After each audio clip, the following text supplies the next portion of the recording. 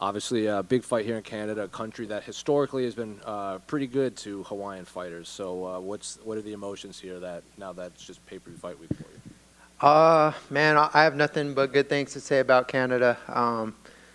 Initially, I wasn't like too pumped about it, but as soon as I flew into this airport and flew into this amazing city and how beautiful it is, it was just a fresh win, you know. Just getting to breathe some good air, and it's like PEDs, if whatever that feels like. So when Max refers to Canada's 10th island, you kind of get what he's talking about now? Yes, I live in the 9th island, so now we're in the 10th island, so yep. And what do you make of Nate as an opponent? He was in here earlier, and he said he had saw your, derail the train post, and he's just like, oh, you should come up with something better. So I've never heard that before. But what do you make of him as an opponent? He's a great opponent. Nate's a guy. He's got a ton of experience. He's held belts. He's fought 5 rounds in other promotions, and I'm honestly just looking forward to the fight, man. It's going to be an exciting fight. It's almost impossible for it to be a boring fight.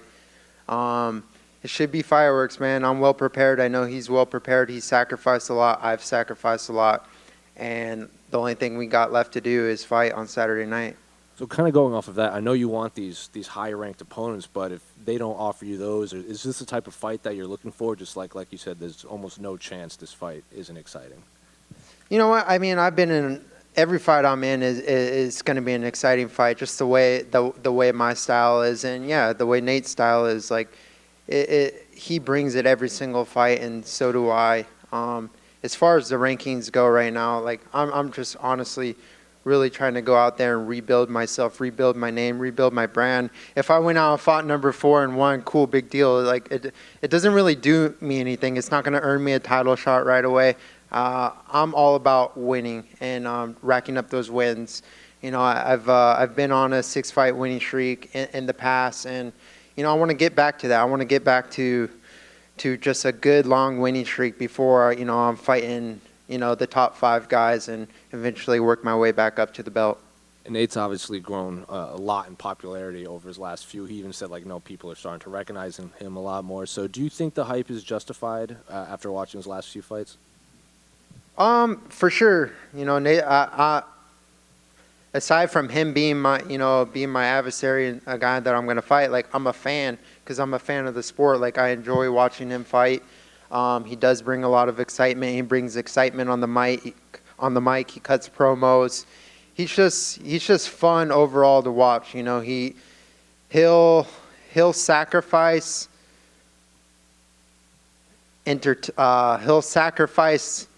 even positions and doing stuff just to be entertaining, to entertain the fans, entertain the media, and essentially build his brand. So, yeah, man, Nate's a great opponent, and I'm looking forward to fighting him on Saturday. And the last question for me, I was going through your Instagram, and I think I saw your 2-year-old on a skateboard. You think that's a little too young to be rolling around out there?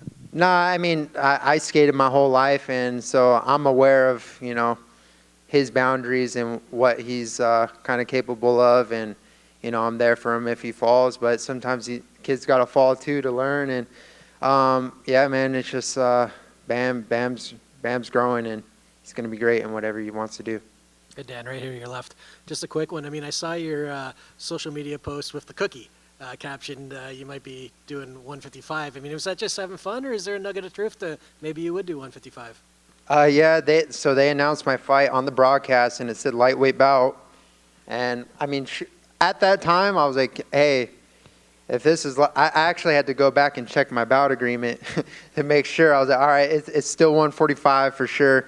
But, yeah, I just, made some light about it. And but, of course, we sacrifice so much, into the sport. And, it's not fun cutting weight, whether it's 5 pounds, 10 pounds, or 15 pounds. It's never fun. And it's honestly, if 145ers agreed to fight at, whatever their natural weight is, it would create more longevity for the sport. I think it would be more entertaining because we would just feel a little more full and have a little more juice and not be cutting down the whole entire camp and dieting just to, make a certain weight class. But at the same time, this whole sport is about discipline, and discipline is where I get a lot of confidence from, and discipline is where, you know, where I feel strong. So, you know, I'm completely fine cutting down to the weight class that I signed my bout agreement to fight in. So, but you never know, man. Like, I would definitely do 155 down the road, even though I am of a shorter stature. Maybe I don't fit the frame, but there's tall guys at 135. There's big guys that, you know, tall guys at 145. I believe I have the power to transfer over, and I can knock out an 85er if you put me in there. But that's just where we are. Is there a dream fight, something that you would love at 155 if the opportunity arose? Honestly, I've never really thought about it. No, I don't have no dream fight. Fair enough. Dan over here. Not Khabib. Dan, you trained with Jeremy Kennedy, who's from here originally. Did he give you any tips or any, you know, things to kind of know, you know, coming here for the first time? Hey, James. Jeremy. Yeah. Jeremy's, man, he's a great training partner, great look. He helped me a ton in the going into the Damon Jackson fight. And this fight, he was in Thailand for quite a bit, but he was there in the beginning of camp. You know, I think his wife sent my wife a bunch of like good spots to eat and places to go check out. But man, I just open up my freaking hotel window, and that's all I need to be happy. Like, it's just to see green and see water, just makes me happy. But definitely, I got some places to go check out, you know, after the fight and whatnot. You've never been finished in your career, and Nate's typically a finisher, and you know, you've proven to be durable, you know, throughout your career. You know, I know you don't like to get hit, but how much of an advantage is that's one path to victory that may not happen for him just because you haven't been finished before? I mean, honestly, the way every fighter has to kind of hype themselves up and build themselves up, you know, to like be the guy to do the thing, like, and that's great. Like, he needs to have that chip on his shoulder to be the first guy to, you know, go out there and try to finish me. But like, yeah, so for me, you know, just that durability is a great, you know, it's not even so much my chin and my head. I think it's my heart and my willpower and my mind that keeps me in the fight. Because, you know, I've been hit, I've been rocked, I've been shooken up, I've been almost, you know, I've almost been choked out in fights. I've been in dangerous situations, but my mind and my willpower is what keeps me going and what drives me. And essentially it comes down to my heart to stay in this fight. Who did you mainly work with this camp as far as training partners? I did a lot of work with Julian Erosa. You know, he was a guy who's been in there with my opponent. You know, I try not to get too technical as far as like having an exact look, but a guy he's been in there with, he's good at, he could give me a look like Nate. He's a little longer, he's dangerous, he's got good knees, good kicks, good chokes. So it keeps me on my toes. But, you know, I just try to work with everyone and get the best of everyone. You know, I work with great strikers, great boxers, great wrestlers, great jiu-jitsu guys, and just get looks from every single scenario so that way I'm well prepared when I fight Nate. You had a huge win in your last fight, and nothing against him at all, but Nate's obviously a pretty popular fighter. People like watching him fight. Do you feel like this could be somewhat of like, not a coming out party because people have seen you fight, but I know you had the losing streak. You've had some tough opponents in that losing streak. Do you feel like this is an opportunity to remind people that you're still a contender in this division?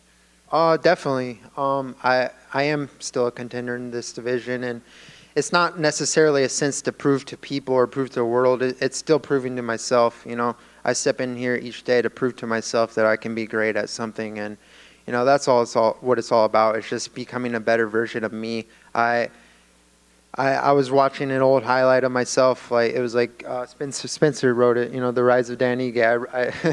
It was a cool video. You guys find it on YouTube. UFC published it, and I was watching it with my son just to kind of explain to him, hey, this is what I'm gonna do. I'm leaving. Dada's going. I'm going to go fight. And so we watched it, and you could see the evolution even in interviews, like from the Contender Series till all the way up to, I believe, the Gavin Tucker fight in that little highlight itself. But just the evolution of a man, you know, and and my wife was telling me, like, look how much you've grown from there to then. And then I was telling her, I was like, I've grown from then to now, like, so much. And that's what it's all about. It's just becoming a better human, a better person, and having more of a purpose, you know, in the sport rather than just winning and becoming a champion. You know, I'm here to make an impact and to better myself as a man. You got a long career still left. I know you've mentioned in the past about maybe helping fighters out, maybe on the management side. Is that something you're still interested in?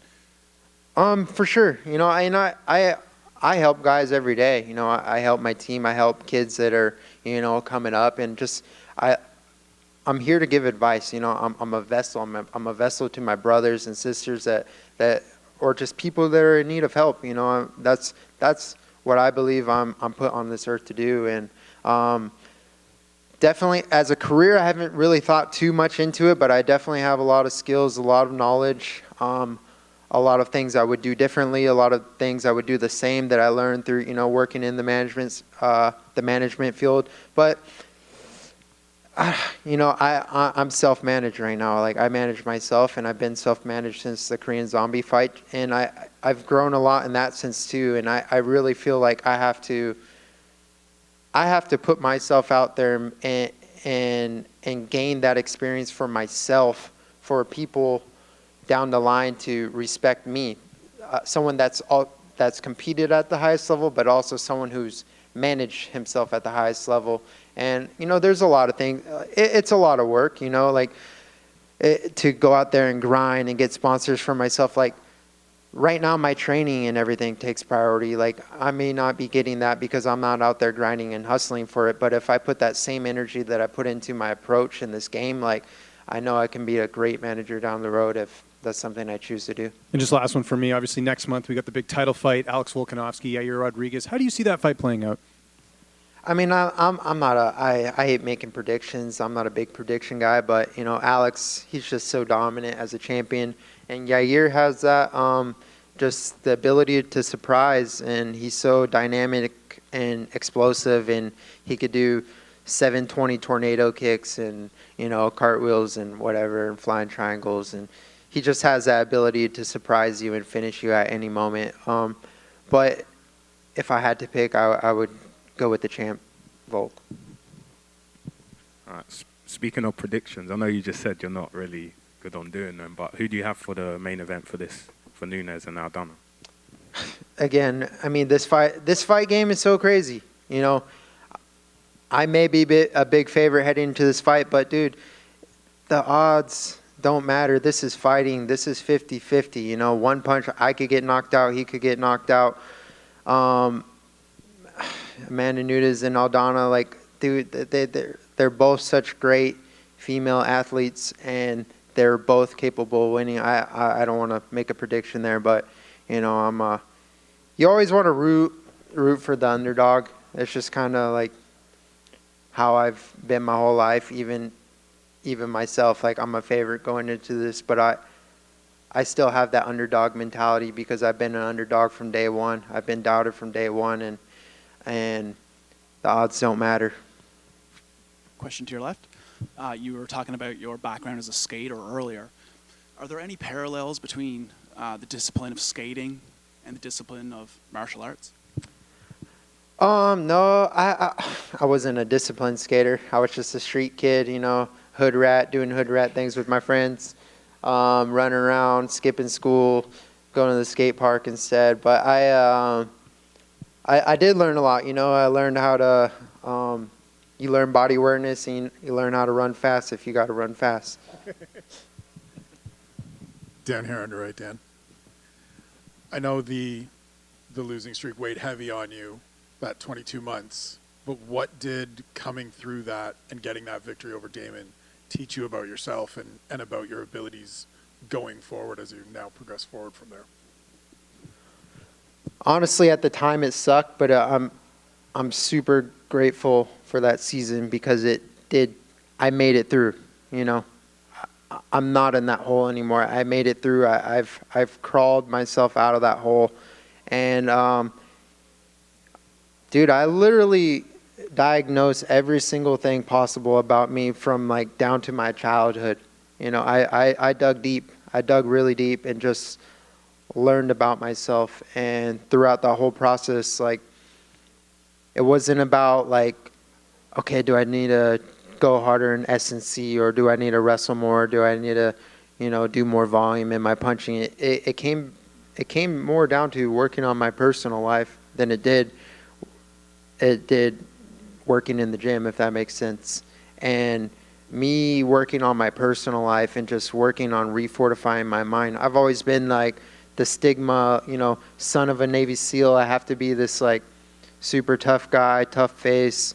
But at the end of the day, I'm a human, just like we all are. We all have thoughts. We all have emotions. We all have, negative thoughts about ourselves. And the ability to deal with those thoughts and how do we overcome them, and how do we get better out of circumstance. I never let a circumstance define me or who I am, but I always try to make the best out of the circumstance and come out stronger on the other side. So yeah, that 22-month season of losing was hard, especially when everything I do and the amount of time that I sacrifice to this game, not only in training, but sleep, nutrition, recovery, mindful training, doing ice baths, doing sauna, doing red light, doing hyperbaric, doing whatever nutrition I probably already named that. Everything. I tick every box, and to still fall short, you're definitely going to question yourself. Like, am I good? Am I good enough? Can I really do this? But my philosophy is, if you never quit, you're going to win. So here I am.